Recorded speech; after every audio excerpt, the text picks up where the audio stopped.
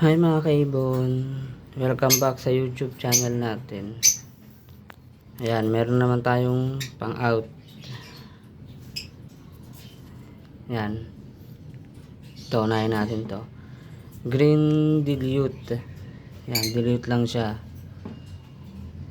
Bata pa yan, mga 4 months. Ayan, bigay ko na lang ng, hindi yan pares, bigay ko na lang ng 400. Ito naman, blue opa pale.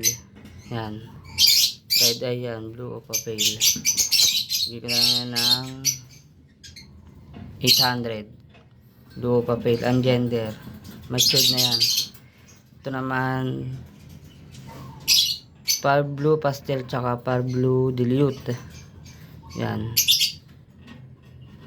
pastel at tsaka dilute.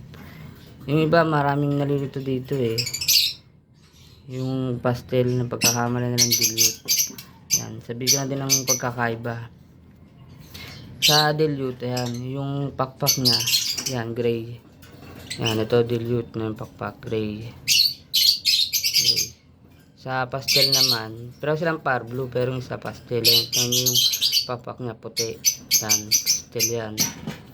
Matured na to, banded to. Banded sa flight ko. Yung kak yung pastel, yung dilute yung hen. Ito naman, Project Crimino Opa. Yan. Par blue, Fisher, Split Opa, Splitino. Yan. Bata pa yan, mga 3 months pa lang. Tapos yung albino, proven hen. Yan. Proven hen na yung albino.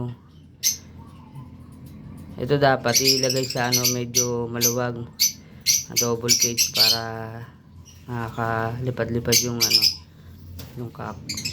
Hindi mamatay. Ito bigay ko na lang itong ito munang par blue pastel sa par blue dilute. Bigay ko na lang ng 1k pair. Ito Project Crimino Opa, bigay ko na lang to ng 1.6. Bata pa yung kape. Yan, yun lamang po. Thanks for watching.